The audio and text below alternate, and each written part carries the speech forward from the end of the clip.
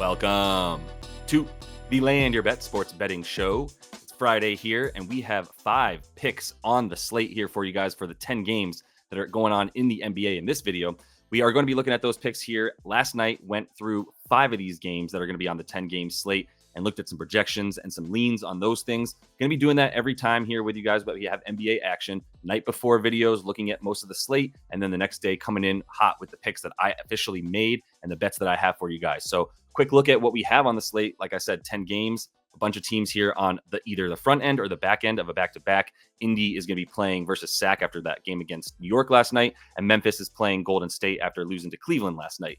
And then all these other teams that are on the front end of a back-to-back with Saturday. But to be honest, I often feel like guys miss Saturday and they play on Friday when this is the case, right? They'd rather have that weekend day of rest more often than not and get a full weekend, right? And 2 days off. So that's usually what I look for. I don't think anybody's going to be sitting out. I think plenty of overs are in play here in some games, but I actually have an under for you that I'll talk about in a second. This one is an over for DeGod. If it ain't broke, don't fix it. We're going back to Jonathan Kuminga, the new go-to option on the Warriors. Let's call him 1B. I mean, he's definitely more second fiddle than anybody else on the offensive end for the Warriors at this point. So if you're going to give us 19.5 points and we get to go over 19.5 still, I'm going to take it. And MGM is really the main book that's kind of slow to this stuff right now. So hopefully you can still get to MGM, specifically BetMGM, when you see this video, because that is where the best odds are and sometimes the best lines. You're going to see some of that in here right now. JK here has actually some props up on other books that are at 20.5. because of how much people are probably flocking to hit him to hit 20 points once again, which he's done in every game for the last 7, where he's averaging 25 a game in 32 minutes. And those 32 minutes have actually continued to tick upward after he had like 24 minutes against the Bulls 7 games ago when this streak started, still got the 20 points. And then everybody on the Warriors, including Steve Kerr, was finally like, wait, is this our second best player after Steph Curry? Maybe we should actually give him starter minutes and not play him a max of 26 when we don't even have anybody else to play above the rim, because Andrew Wiggins finally woke up from his coma, but is still very inconsistent. So Memphis allows the 8th most field goals inside of 5 feet made field goals.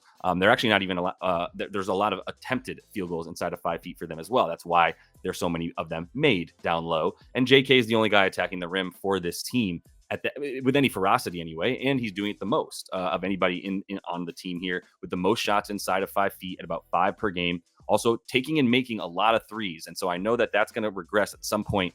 I'm the guy like I've always said, I'm the guy that hits black until red pops up. I'm just going to keep hitting it as long as the streak is there. I'm like, I don't like to regret missing out on things more than I feel regret for hitting what was a good bet. So that's how I feel about this one. The free throws should be there for him as well. 4.5 per game, which leads the team. Just further proof that he's the only guy driving to the hoop and actually attacking the rim. Only guy really capable of it, to be honest. There's not very many high risers on this Warriors team who's always depended so much on shooting. I think Clay is still banged up. I mean, I know he is. He probably is going to go. He's not even on the injury report, but he's banged up, I assure you still. And that's a big reason for why he hasn't been able to just come around screens and catch and shoot like he normally can. So JK is a good bet here. Let's move on to my second one. Another fan favorite and definitely favorite of this show. That's Vince Williams Jr. heretofore Vince Will. We still get 13.5 points at MGM. I think you have to take 14.5 at most other books. If you have to take 14.5, I still like it. I like an over in this game with the Warriors and Grizzlies. It's scary to think of that in general because the Grizzlies are going to be throwing out some dudes you've never heard of. I assure you that injury list is riddled with dudes who are already backups, and now they're hurt, right? Like the Conchars and the Santi Aldamas, who were available last night, but were all over the injury report. Luke Kennard is still all over this injury report for the Grizzlies. He didn't play yesterday. That's a big boost to Vince Williams, because as I tried to do the other night before Vince Will was ruled out late for Memphis, when I brought out the video and was talking about him, he's the other dude on this team who catches and shoots the ball. And that's another thing that you can do against this Warriors team. You can catch and shoot. You can get threes off. They're a very bad defense against threes in the last 5, especially since Draymond came back. They allowed the 3rd most 3-pointers made. They allowed the most free throw attempts, which is always a problem for this Warriors team. They're always going to give up free throws. So Vince Will is another great option here to get free throws, to get threes, and to attack the basket, where the Warriors teams are not necessarily going to the rim that much against them because they don't have to. They're getting wide open shots kind of all over the floor, and they are getting out in transition. Vince Williams is the exact type of player to beat this team, an athletic dude who can either shoot the spot up, and he's going to get a lot of those, or he's able to take that pass up the three-point shot, drive to the rim, finish around the rim, where he's, like I said, taking a ton of those at the rim there, and he's making them at a very high percentage as well, especially for a shooting guard. Very impressive stuff from Vince Williams Jr. So feel free to move the hell on. If you are on the no Trey list right now, if you banned him from your bets, I totally get it, because he's erratic at times and his props remain so high. That's why we always get frustrated with him. Let me take this time to ask you to subscribe to the page and like the video, even if you are fed up with Trey. But before you move on, subscribe, like the video, and then do what you got to do, because there's still 2 more bets after this Trey bet. That said, MGM once again is sleeping, y'all. So 36.5 points for him and assists combined for him at MGM is 105. There's books that have him at 38.5 points and assists right now. So that is incredibly stale, because it's basically even money for us to get 2 fewer that he needs to get to go over. I love this line. Got to get on it though. So I'm getting this video out to you stat, I promise. Who's coming with me? Huge total over 247. I'm hitting that as well for Phoenix. I'm hitting the over in that game. I'm hitting the over in Minnesota as well. I don't have any slides up for you because I was just, like I said, looking all over the place for props for so long and focused so much on that for the past 3 hours without getting much from these cowardly books, that I also then reverted to some sides and totals, and mostly the totals here. Like I said, I really like the over in Minnesota and Orlando. It's at like 211.5. And I also like the over at 247.5 for Atlanta and Phoenix. But for this Trey bet, that's a big part of it. His last 4 versus Phoenix, 32.5 points per game, 10.5 assists. This is where they're weakest. They allow the 3rd most points per game. 2 point guards above the break stuff is going to be there for Trey. Whenever you see who allows the most to point guards, you're probably talking about how bad are they above the break, unless you have some abnormal offense, right? Phoenix does technically have an abnormal offense because they don't have a point guard unless you consider Devin Booker the point guard, but it's between he and Beal and KD, who are all going to play. And this game's going to get a lot of points, I assure you. So we'll take Trey to get the 36.5 in this one. Like I said, the 32.5 points per game that he's averaging versus his team. He's also been back for 3 games since an injury. And in that time, he's also gone over this comfortably in all 3. I made the mistake of not adding the assists when I took him with the points the other game. He was wildly efficient, but he was also looking to pass a lot in that game that they won against the Lakers, which I predicted wonderfully. We all liked it. And then he just didn't take the shots and they blew him out as well. That was a big part of that. There ain't no blowouts happening here, although it's a little stinky that it's only 3.5 for Phoenix. Why only 3.5? It seems like they should be bigger favorites. And the fact that they're not makes me go, people are betting this the other way. And the books really, really want us to bet on Phoenix. So that's a little bit scary. And that's also why I like taking Trey points here rather than trying to predict which one of these Phoenix Suns players is going to go off. I feel like a couple times I've said KD, Devin Booker has 46.5, and matchups are matchups for them. So, all right, 4th bet here is the under that I mentioned earlier with that Pacers and Kings game. I said it for last night against the Knicks and Pacers, and I'm going back to it because I don't know why anything would change.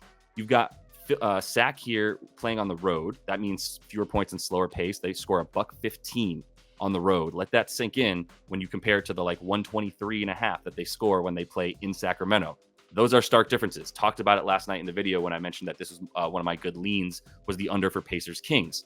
We still don't know what's up with Tyrese Halliburton. He's probably going to play another 19 to 22 minutes. I don't know how you can say that he's going to come off of his minutes restriction, though, that he's been on a second leg of a back-to-back. If you want to throw this revenge narrative at me that he wants to get back at the Kings, I think Tyrese Halliburton is the type of player that gives a crap about whether or not he was traded or not, or if you disrespected him. He's into that petty stuff in a fun way. He's a super fun dude. But I don't think that matters when he's coming back from an injury that I said it last night and why I liked an under in that game.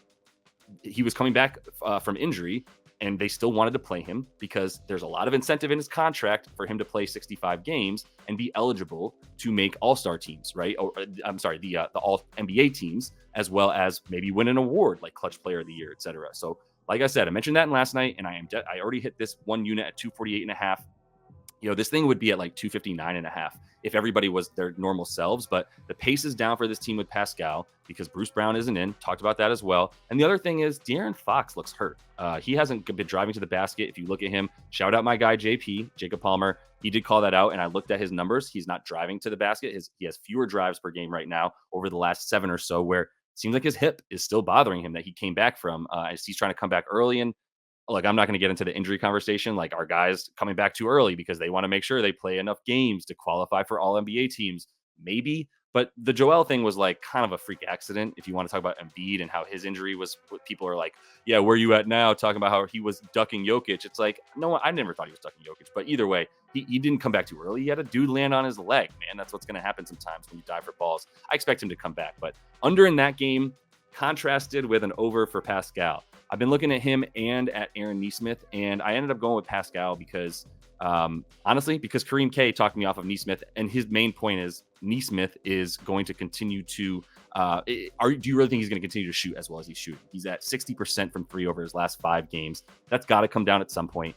The thing is, Miles Turner might not play in this game as well, and if that happens, then we're talking about Pascal and Nesmith both being really good bets because the Kings are very weak on the perimeter and against the wing and even on the block where Pascal's going to live. If you're a power forward, you're going up against Keegan Murray, who is like 6'9" and has a big body, but like still isn't good enough to or strong enough to deal with the man right now that is Pascal Siakam down there. If Domas is on him, I still am not worried about it. Old alligator arm stopping Pascal. But once again, MGM is a great place to get this bet because it's minus 105. There's some places that it's minus 115 for 22.5 points. If you don't have an MGM account or it's not legal in your state, other people have it. Other people live in states that it's legal. That's all I'm saying. Rebounds scare me versus this team because Sack does limit rebounds. Domas is just a beast down there. We know that. While Sack is allowing the 3rd most points per game to power forward because Keegan Murray and Harrison Barnes ain't it on defense against beasts like Pascal.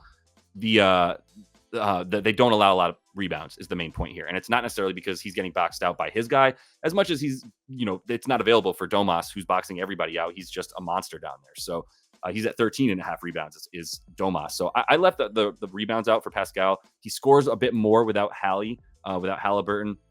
So that's a big part of this. He scores 20 points with him, 21.5 without him. He's gone over in 3 of the 5 he's played without Halliburton.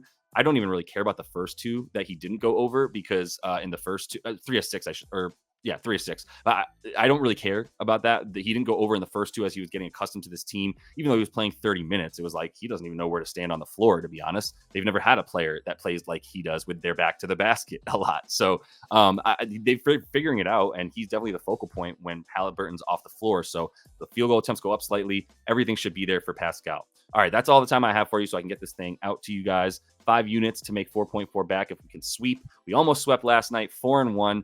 Do subscribe to that page. One more reminder, and follow on social media as well, giving bets out there when they come later in the day. There might be something here with all these teams still having some weird injury reports that when they do come out, we can see if they're good enough for us to take advantage of. But Kuminga over 19.5 points, not rebounds. I can't believe I left rebounds in there. So that's obviously 19.5 points for Jonathan Kuminga. Vince Will Jr., 13.5 points over. Trey Young, 36.5 points and assists over. Sack and Indy to go under 248.5, and Pascal to go over 21.5 points.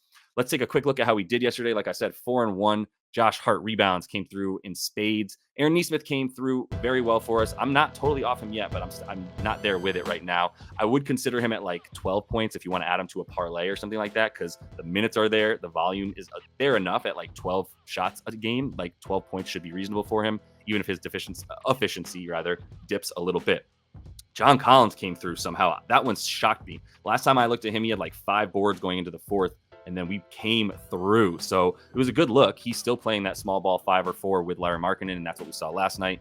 They did go over, the Jazz did, 121.5. I thought we were going to get totally screwed on that one as they sat at 120 with like a minute left and kept missing shots, but they did get to the line. They got the 2 points they needed, so they ended up with like 123. Jordan Clarkson, just the only reason we didn't have a sweep, man. That was a 5-0 night. He's an 85 or 87% free throw shooter, and he missed one to get us 17 points at the end of the game. It was also one they needed. If he had hit that last one, they had a chance to tie the game with a 2 and a tip-in. That was so blindingly disappointing. I turned the TV off and didn't even feel good about 4-1 for a bit, but whatever, man. We come back strong. We'll always take 2.4 units. And that means that on the season, we are at 8.4 units up, 166, 139. Most importantly, as I always say, the 23.1 units that were up on the Playa Props. We've been going from anywhere about 19 up on the Playa Props to 22 up, and we're finally over the threshold of 23. Let's keep going there. And I'm very proud to say that on the sides and totals, we got one right last night. So we're up to only -9 units there. On the week, you can see 12-7. Plus 3.9. So let's end the work week correctly. Also going to have something up for you later so that you can look at that Saturday slate. appreciate everybody that's been following along. A bunch of new subscribers and people coming through. Let me know what you think. If you want to hear some stuff that I haven't given you, if you're in the comments and you're like, what do you think about this? Always going to be looking down to talk to you guys and answer you there. Same deal with Twitter, same deal with Instagram, same deal with TikTok. So that's where the best bets come through each and every day as well. Oaks is going to have his college basketball video up tonight so that you can look at all of the college basketball stuff tomorrow. A bunch of games. He'll have at least 5 picks and like anywhere from 5 to 7 leans on top of that he plays. Make sure you follow BurOak77 on the Twitters as well so that you can follow all his picks that he's giving out all the time and all that good stuff. All right. Appreciate y'all. Best of luck on Friday night. And until I see you next, happy betting.